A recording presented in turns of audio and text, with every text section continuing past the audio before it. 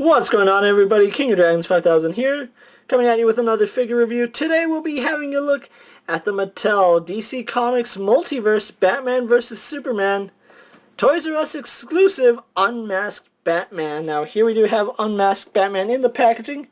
I know he's been out for a little over 2 years. The only problem is I was never able to find him in stores, so I finally have him in hand. I got him off eBay along with Superman. He does come with the cowl for Batman as well as a piece for the grapnel gun. That's another reason why I haven't shown off the grapnel gun, is because I wanted to wait till I had all the pieces. On the side we have an image of Batman, the same one that was used for the Batman vs. Superman line. And then it shows off his grapnel gun, the grapnel gun plus his accessory, which is a launching cable. Looks really nice, and a figure may not stand as shown. Not even the right Batman, but it still looks nice in the packaging. So what we're going to do now is take a little break, get him opened up, and then we'll go on to the rest of his review. So sit tight, everyone. And here we have Unmasked Batman posing out of the packaging. Before we get on to the figure, let's actually show off his collect and connect piece of the grapnel gun.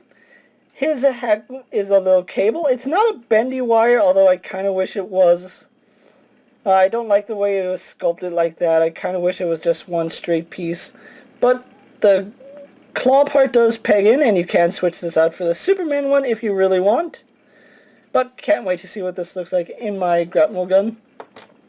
So here we have Batman out of the packaging, and he does come with one accessory, and that is this removable cowl. And let's actually get some details on it really fast.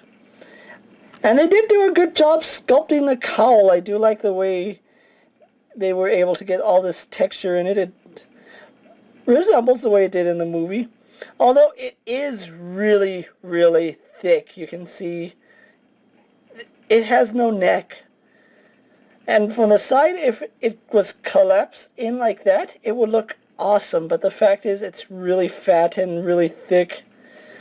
And also from the back, it would look much better if these sides just closed in a little more. Like, if it closed in just a little more, it would look really, really good from the front view, but not from the side view, because the side view, it looks like trash. As far as fitting on the figure, I will say it's probably one of the worst features I have seen on a multiverse figure. It does fit over Bruce's head right here, but it's just so thick on him, and let's actually show that off.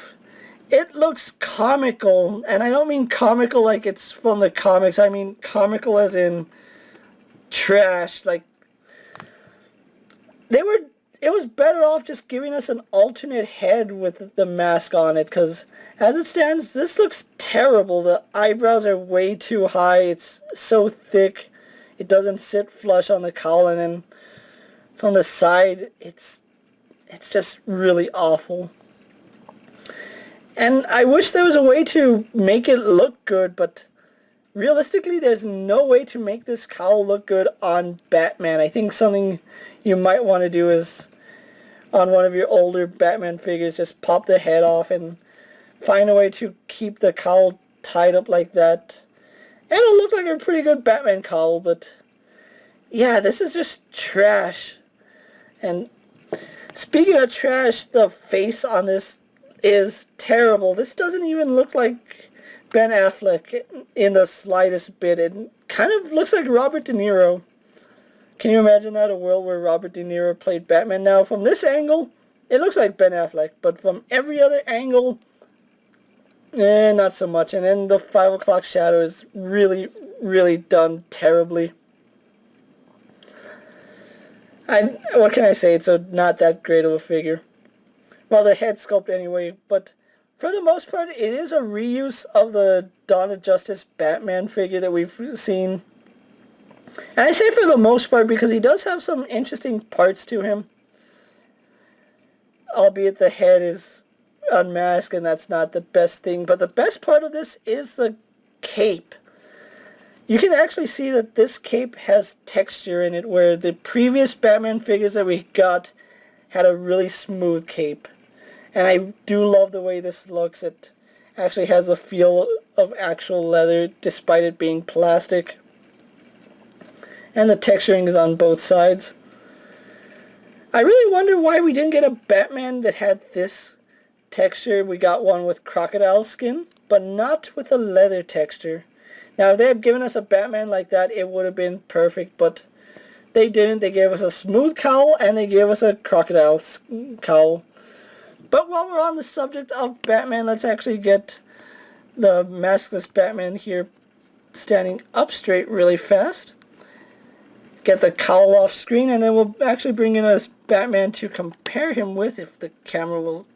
Okay, and now let's get a Batman to compare him with. And here we have him posed next to the Dawn of Justice Batman, and you can see there are some things different about it. Like, I really do love the way his suit is. The color of it is perfect. If they had used this from the get-go instead of this duct tape, I would much prefer the dark gray. And then he does actually have his little bat wings here painted. They are a bronze color, whereas this one just has them as straight black. And again, this is what I was talking about, how the cape is textured. I honestly think it's the same sculpt. It's just, I don't know, it isn't the same sculpt. It looks like it might be a retool, but it's not the same. And overall, everything's the same on them. You will see some color variations, like here on the belts. And then the bronze on the toes, on the knuckles, it varies slightly. But overall, if they had gone with a straight textured cowl for this Batman, we would have had a really, really nice Batman. But unfortunately, they did not. They just gave us this accessory. As far as his articulation goes, he does have a ball jointed head. He can look up really well. Can't really look down, which is a little unfortunate. Can tilt his head side to side as well as look left and right.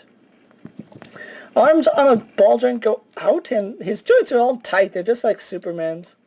But they do go out. You can see it does take a little effort getting his arms down.